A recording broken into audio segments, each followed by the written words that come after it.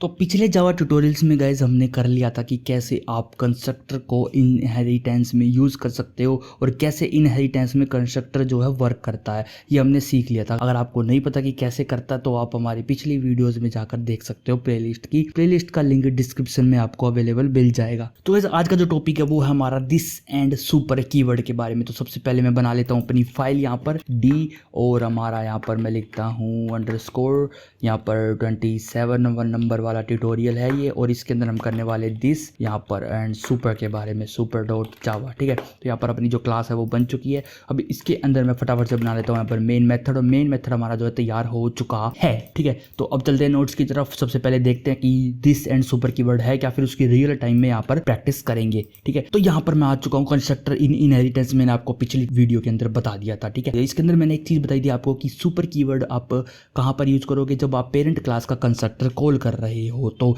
लेकिन रियलिटी में दिस और सुपर का मतलब होता क्या है, ठीक है, तो वो हम देखने वाले हैं अभी। दिस एंड सुपर कीवर्ड, तो दिस कीवर्ड के बारे में देखेंगे। This is a way for us to reference an object of class which is being created. ये दिस कीवर्ड क्या है? दिस कीवर्ड जो है हमारा एक तरीका है रेफरेंस करने का एक क्लास के ऑब्जेक्ट को जो बना है या फिर जिस पे हम काम कर रहे हैं उसके। ठीक है, तो ये मैं आपको एग्जाम्पल के साथ बताऊंगा। जैसे कि मैंने कोई क्लास बनाई है तो वहाँ उस क्लास में मैंने नेम इक्वल टू डेथ कर दिया है, तो कहीं पर भी मैं नेम लिखूंगा तो मैं दिस डॉट नेम अगर लिखूंगा तो दिस का मतलब है मैं पर्टिकुलरली उसी ऑब्जेक्ट की बात कर रहा हूँ जिस ऑब्जेक्ट से मैं इस नेम को छेड़ रहा हूँ। समझ रहे हो? ठीक है, this is a reference to current object. ये दिस जो है ये रेफरेंस है किसका?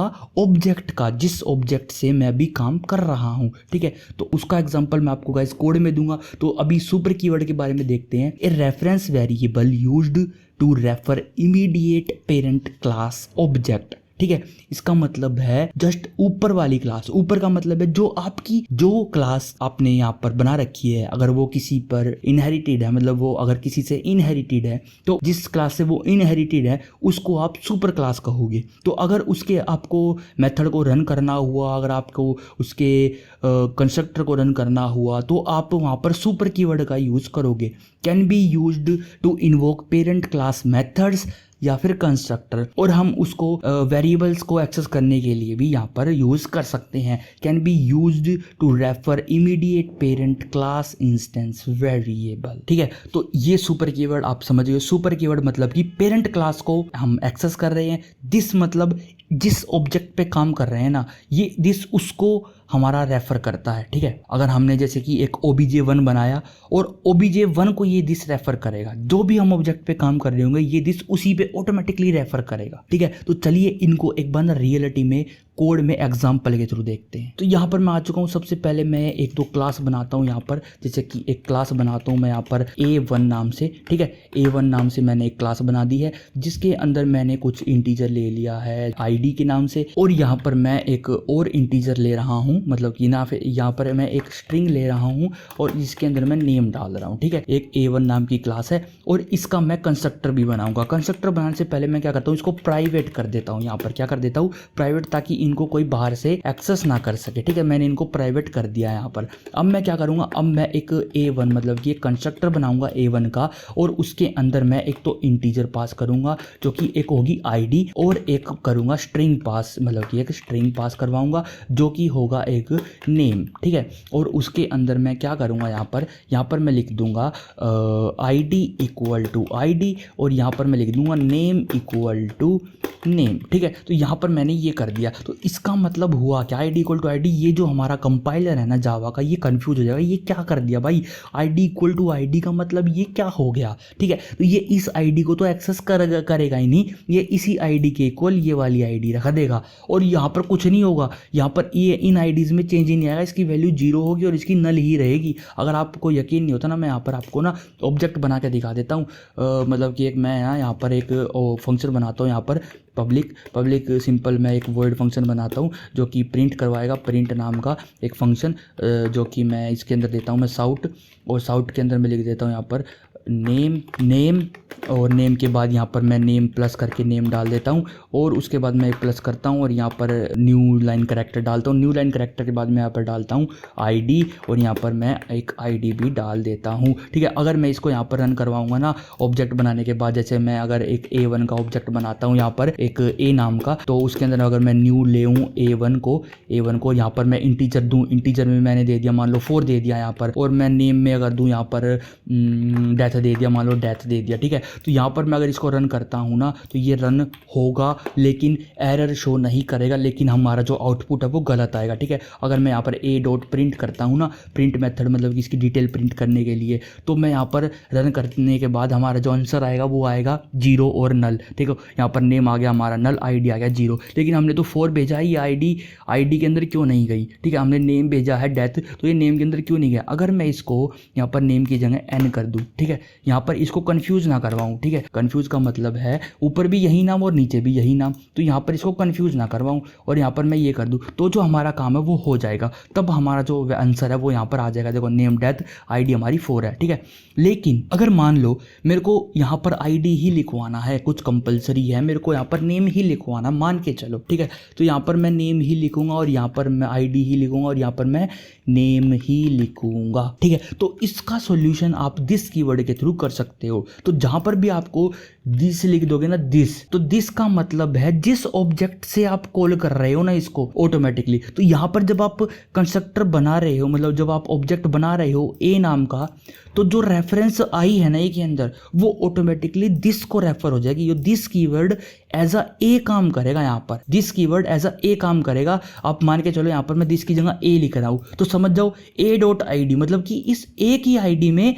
ये आईडी डल जाएगी। ठीक है, तो ये दिस एज अ ए काम करेगा। तो जिस भी ऑब्जेक्ट के थ्रू आप इनको कॉल करोगे ना, तो ऑटोमेटिकली ये दिस उस ऑब्जेक्ट के लिए काम करेगा। ठीक है, तो यहाँ पर दिस डॉट आई डी और यहाँ पर दिस डॉट नेम, तो हमारा जो आंसर है वो करेक्ट प्रिंट होगा यहाँ पर, बिल्कुल करेक्ट। ठीक है, देखो यहाँ पर मैं यहाँ पर ये भी लिख सकता हूँ, यहाँ पर भी मैं लिख सकता हूँ दिस डॉट नेम और यहाँ पर भी मैं लिख सकता हूँ दिस डॉट आईडी। ठीक है, अब मैं आपको एक चीज़ दिखाता हूँ, ये दिस रियलिटी में है क्या। मैं क्या करता हूँ, इस प्रिंट के अंदर ना एक और साउट करता हूँ और इसके अंदर मैं दिस लिख देता हूँ यहाँ पर। ठीक है, और अगर मैं अब इसको प्रिंट करूँ तो क्या होगा, आपको क्या लगता है।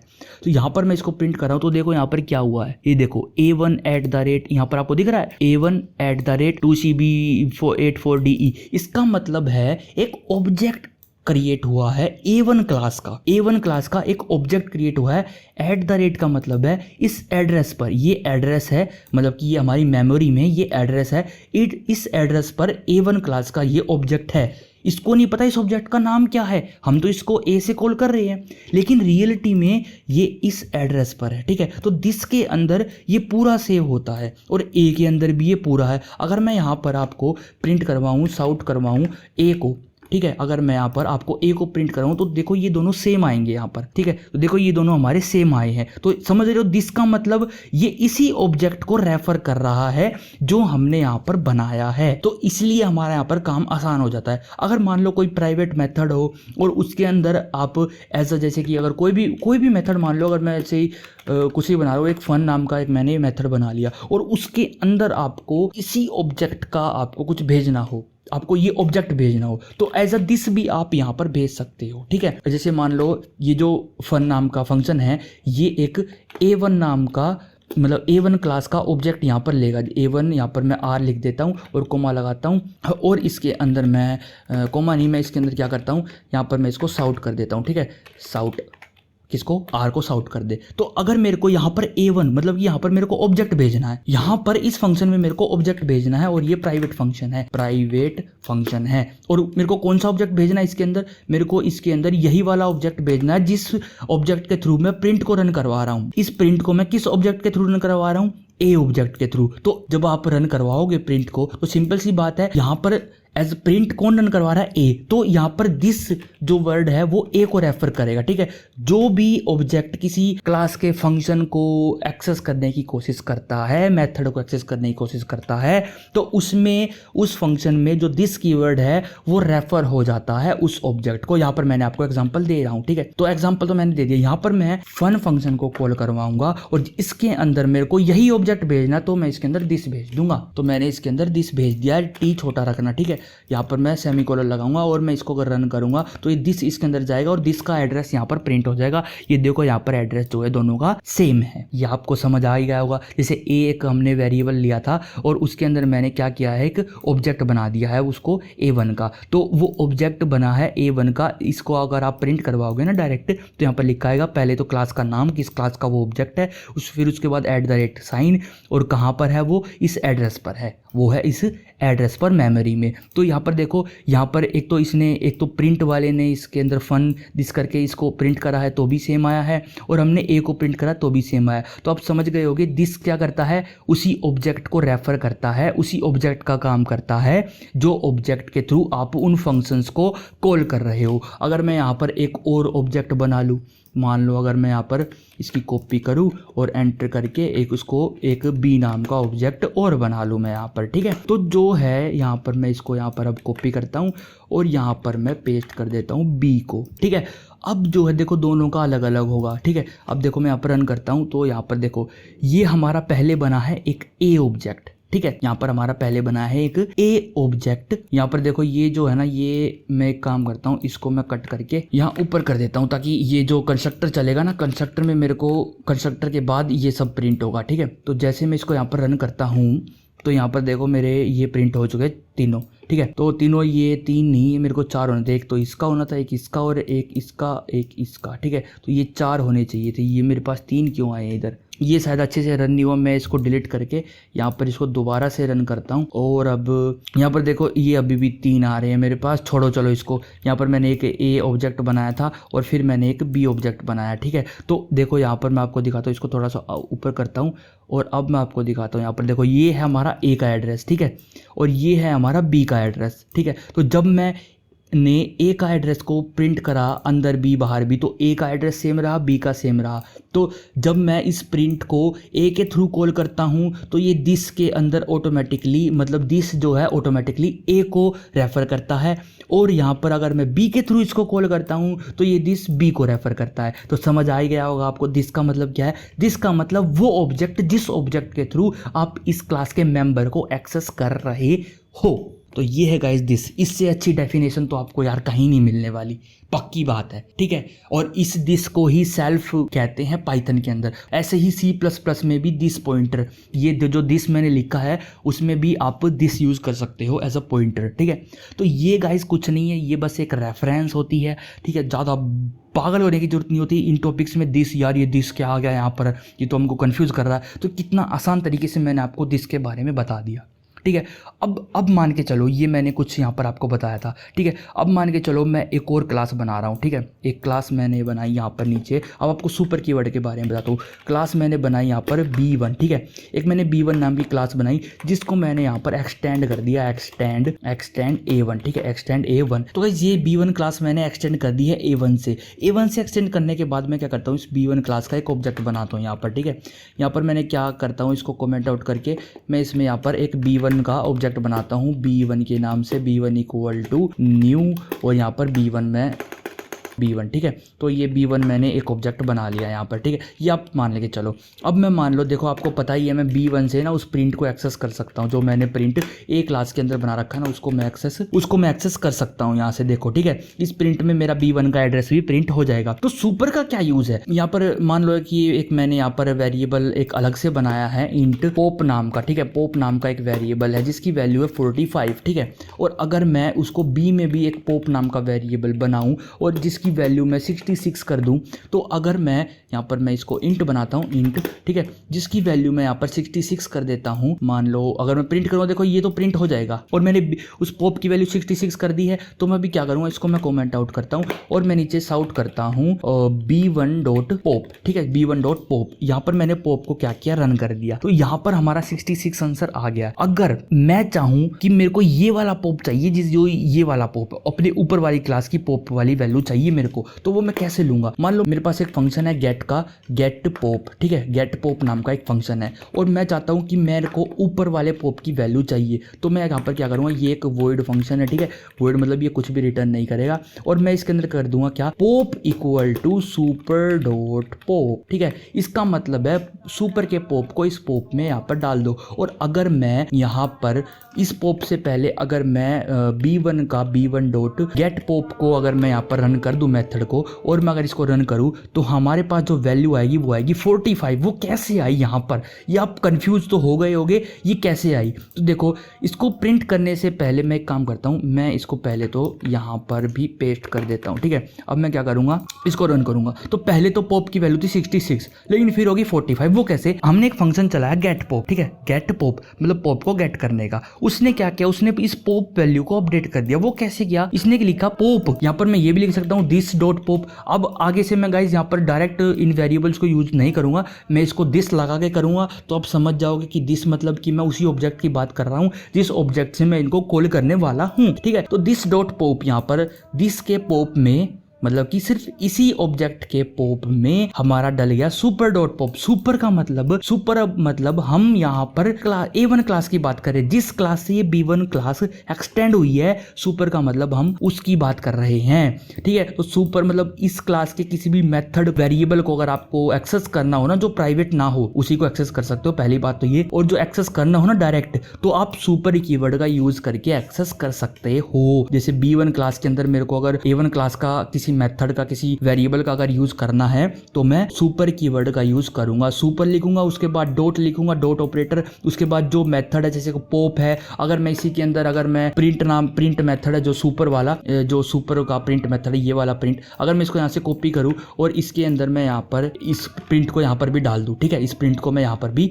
डाल दूँ और मैं इसको क्या करता हूँ, इसमें मैं इसको हटा देता हूँ यहाँ पर, ठीक है। इसमें मैंने सिर्फ एक चीज प्रिंट करवाई है जिसका नेम, ठीक है, बस खाली मैंने इसके अंदर एक नेम प्रिंट करवाया, सिर्फ इतना, ये नेम लिख के, ठीक है, और कुछ नहीं इसके अंदर मैं प्रिंट करवा रहा हूं, ठीक है। तो इसके अंदर मैंने सिर्फ और सिर्फ ये प्रिंट कराया, ठीक है। अगर मैं चाहूं कि ये फंक्शन ऑटोमेटिकली किसको कॉल कर दे, इस फंक्शन को कॉल कर दे, तो वो मैं क्या करूंगा, यहाँ पर अगर देखो मैं यहाँ पर मैं आपको स्पेशली दिखाता हूँ, मैं इसको करता हूँ यहाँ पर कमेंट आउट, और अगर मैं यहाँ पर b1 डॉट प्रिंट करता हूँ ना यहाँ पर, तो मैं इसको अगर रन करता हूँ तो रन करने के बाद हमारे पास देखो यहाँ पर सिर्फ नेम आ रहा है, ठीक है। लेकिन मैं चाहता हूँ ये वाला फंक्शन रन हो, ये वाला, ठीक है, जो A1 क्लास का फंक्शन है ना प्रिंट, ये वाला रन हो। तो मैं क्या करूँगा, इसको हटा के यहाँ पर लिख दूंगा मैं सुपर डॉट प्रिंट, यहाँ पर मैं लिख दूंगा सुपर डॉट प्रिंट फंक्शन, और यहाँ पर मैं सुपर के प्रिंट को कॉल कर दूंगा। सुपर मतलब जिससे ये क्लास एक्सटेंड हुई है उसके प्रिंट फंक्शन को यहाँ पर कॉल कर दे। तो सुपर मतलब कि आप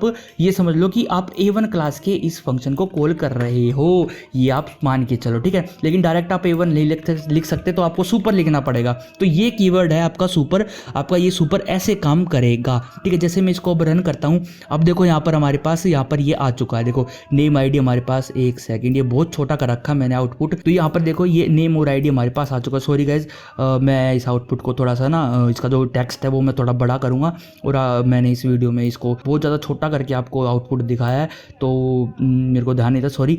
मैं नेक्स्ट वीडियो में थोड़ा सा ठीक से इसको आउटपुट दिखाऊंगा आपको। इसका जो टेक्स्ट है उसका जो फॉन्ट है वो भी मैं बड़ा करने की कोशिश करूँगा इसको, ठीक है। तो गाइज मिलते हैं फिर आपको नेक्स्ट वीडियो के अंदर। अगर आपको गाइज ये वीडियो पसंद आई, अगर आपको समझ आया कि रियलिटी में दिस और सुपर कीवर्ड कैसे काम करते हैं, तो गाइज होप आपको अच्छी लगी होगी वीडियो, और वीडियो को लाइक जरूर करें गाइज। अगर आपको पसंद आई तो शेयर भी करें अपने दोस्तों के साथ, जिसको प्रॉब्लम हो रही है ना जावा सीखने में, वो यहाँ से बहुत ईजिली सीख सकता है। मैं आपको इस बात का पक्का कह सकता हूँ कि अगर वो प्रैक्टिस करे, अगर वो ध्यान से सीखे, कुछ समझ नहीं आई तो ये वीडियो को एक या दो बार दोबारा देखे, और कोई डाउट हो तो कमेंट में पूछे। खैर अभी तो बहुत कम कमेंट्स आते हैं तो मैं दे पाऊंगा बिल्कुल उसका जवाब, लेकिन जब बहुत ज़्यादा कमेंट्स हो जाएंगे तो मैं कोशिश करूँगा देने की। अगर नहीं दे पाया तो जितने कमेंट्स होंगे यार, बहुत बंदे होंगे उस टाइम पे, आपको दे देंगे जवाब, ठीक है। तो पर मैं भी कोशिश करूंगा आपको आपका जवाब मिले क्वेश्चन का, ठीक है। तो गाइज आप वीडियो को लाइक करें, शेयर करें अपने दोस्तों के साथ, चैनल को सब्सक्राइब जरूर करें ताकि ये वीडियो औरों तक भी पहुंचे। ये वीडियोस जब आप इनको देखते हो ना, तो ये दूसरे को, जैसे आपके जो फ्रेंड है उनको ऑटोमेटिकली रिकमेंड होती है, ठीक है। तो आप जब देखोगे तो आपके फ्रेंड को भी रिकमेंड होगी, तो वो भी देखेगा तो वो भी सीखेगा गाइज, है कि नहीं। तो आप शेयर करो, सब्सक्राइब करो चैनल को, और वीडियोस को लाइक जरूर करो, ठीक है। कमेंट करने की पूरी कोशिश करो गाइज। अगर आपको वीडियो पसंद आ रही है तो भी एक कमेंट तो दो यार, अच्छी लगी आपको वीडियो या नहीं लगी, ठीक है, तो एक कमेंट जरूर दो। और गाइज मिलते हैं फिर आपको नेक्स्ट वीडियो के अंदर, तब तक के लिए guys thank you for watching, bye bye, see you in next video.